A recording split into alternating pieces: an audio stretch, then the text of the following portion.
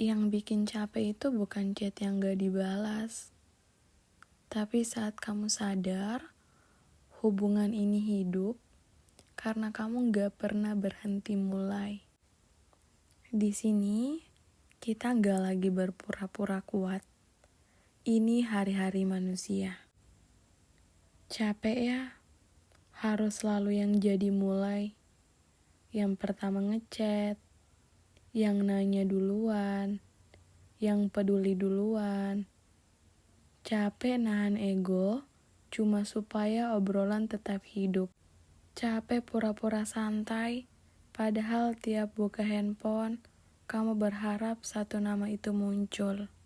Dan yang bikin capeknya beda, kamu tahu, kalau kamu berhenti, semuanya ikut berhenti. Kamu pernah nggak sengaja nggak ngechat duluan? Bukan karena gengsi, bukan karena mau jual mahal, tapi karena kamu pengen tahu, kalau aku diam, aku masih dicari nggak? Dan kamu nunggu 1 jam, 2 jam, seharian, HP-mu tetap sepi. Di situ kamu sadar, selama ini hubungan ini ada bukan karena saling, tapi karena kamu. Lucunya, gak ada yang benar-benar salah. Dia gak marah, dia juga gak nyariin, dan kamu jadi bingung harus sedih atau menerima keadaan. Karena kehilangan yang paling aneh itu bukan ditinggal pergi, tapi dibiarkan menghilang pelan-pelan. Kamu sering dibilang berlebihan, sensitif, kebanyakan mikir.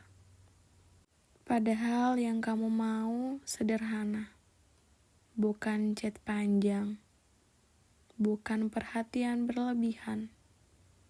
Kamu cuma pengen diingat tanpa harus mengingat. Dan itu bukan lebay, itu manusiawi. Tapi entah kenapa, kamu selalu jadi pihak yang mengerti.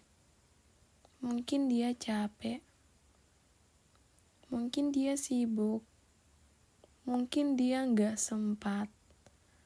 Kamu punya 1000 alasan untuk membenarkan dia.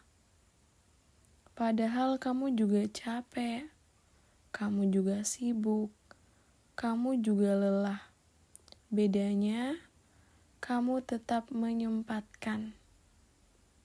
Dan pelan-pelan kamu mulai sadar, itu bukan soal waktu.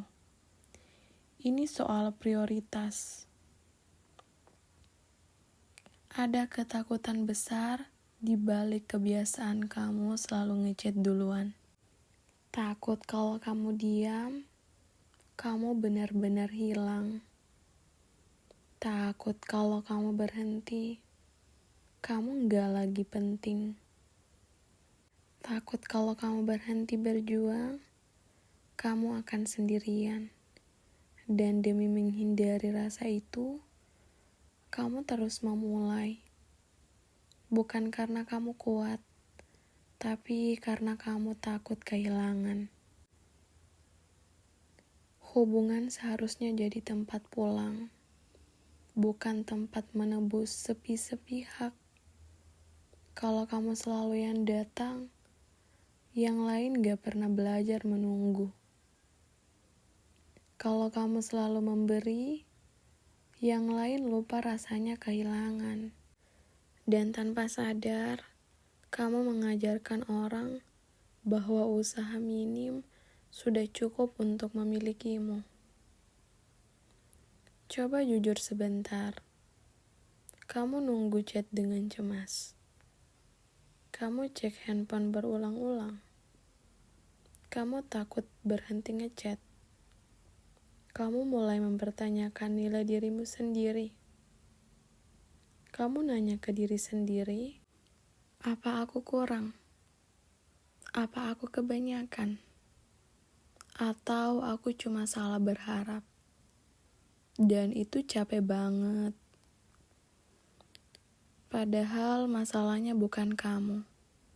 Masalahnya, kamu menaruh rasa aman di tangan orang yang tidak menjaganya. Kamu menggantungkan perasaan dipilih pada orang yang tidak pernah benar-benar memilih.